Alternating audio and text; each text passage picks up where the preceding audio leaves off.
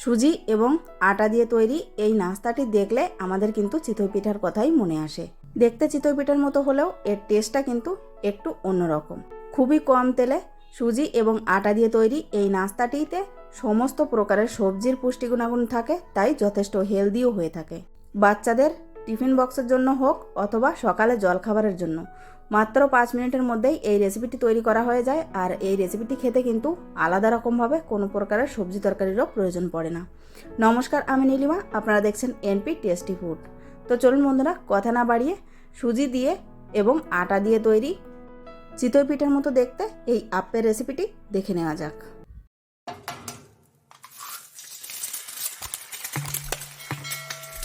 সুজি দিয়ে আপ্পের এই রেসিপি তৈরি করার জন্য সবার প্রথমে আমি এখানে নিয়ে নিয়েছি একটা মিক্সিং জার। এর ভিতরে নিয়ে নিচ্ছি 1.5 কাপ পরিমাণ সুজি। তো আমার এখানে কাপগুলো কিন্তু চায়ের কাপ, আর এগুলো খুবই ছোট সাইজের, সেজন্য আমি 1.5 কাপ নিয়ে নিচ্ছি। আপনারা বড় কাপ অথবা বাটি মেপেও নিতে পারেন। আর ওই কাপেরই 1 কাপের 4 ভাগের 3 ভাগ পরিমাণ দিয়ে দিলাম টক দই, আর দিয়ে দিচ্ছি ওই কাপেরই 2 কাপ পরিমাণ জল। যদি এখানে শুধু সুজি দিয়ে তৈরি করে নিতে চান সেক্ষেত্রে জলের পরিমাণটা একটু কম দিতে হবে।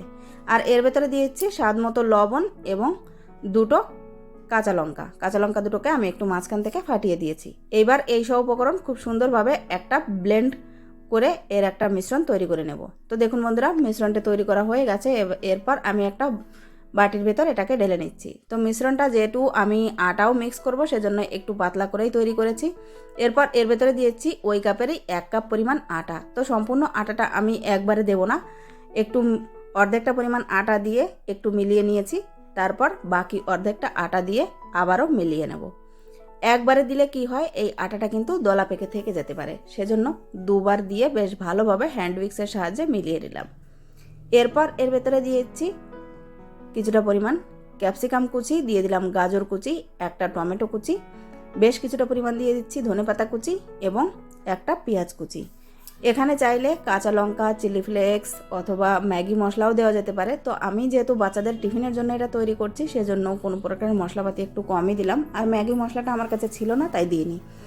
তো সব মিশ্রণ বেশ ভালোভাবে মিলিয়ে নেওয়ার পর এর ভেতরে দিয়েছি 1/2 চামচের মতো বেকিং সোডা।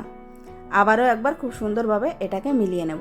এই মিশ্রণটাকে কিন্তু রেস্টে রাখারও কোনো প্রয়োজন নেই, মাত্র 5 মিনিটের মধ্যেই কিন্তু ঝটপট তৈরি করা হয়ে যায়। তো আমাদের এখানে মিশ্রণটা তৈরি করা হয়ে গেছে। এরপর একটা আপ্পে মেকার আমি এখানে বসিয়ে দিয়েছি চুলোতে, আর এর ভেতরে দিয়েছি 2 টেবিল চামচের মতো তেলটাকে সমস্ত যে জায়গাগুলো আছে আপ্পের সেই সব জায়গায় দিয়ে দিলাম অল্প অল্প করে। এরপর তেলটা গরম হয়ে গেলে এর ভেতরে এই আপ্পে বানানোর জন্য যে মিশ্রণটা আমি রেডি করে রেখেছিলাম সেটা দিয়ে দিলাম।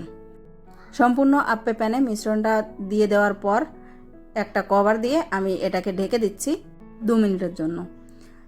এই আপ্পেগুলো তৈরি হতে কিন্তু একেবারেই বেশি সময় লাগে না, 2 মিনিটের মধ্যেই মোটামুটি রেডি হয়ে যায়। তো দেখুন, ঢাকনাটা আমি খুলে নিলাম।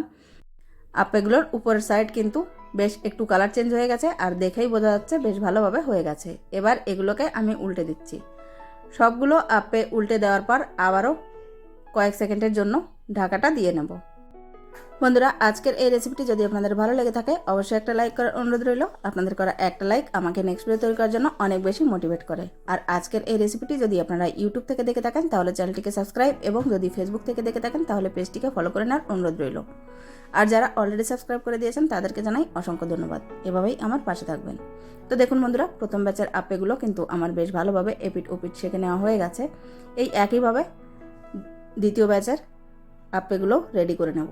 তো তার জন্য আর তেল দেওয়ার প্রয়োজন নেই, ওই প্রথমবার তেল দিলেই কিন্তু রেডি হয়ে যাবে।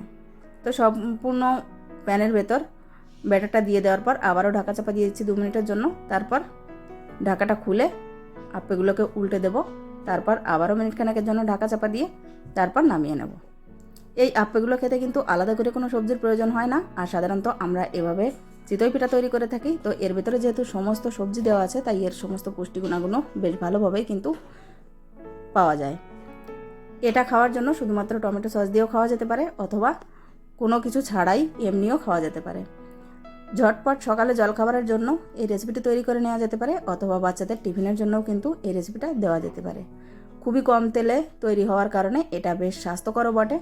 তো বন্ধুরা একটা আপে আমি আপনাদের ভেঙেও দেখাচ্ছি। তো দেখুন এটা এখনও বেশ গরম আছে, ভেতরটা কিন্তু বেশ সফট আর সবজিতে ভরপুর।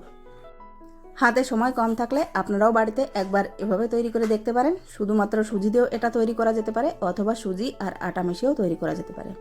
আজকের মতো তাহলে আমি এখানেই বিদায় নিচ্ছি, আবারও ফিরে আসবো একটা নতুন রেসিপি নিয়ে। ততক্ষণ সবাই ভালো থাকবেন, সুস্থ থাকবেন। ভিডিওটি দেখার জন্য ধন্যবাদ, নমস্কার।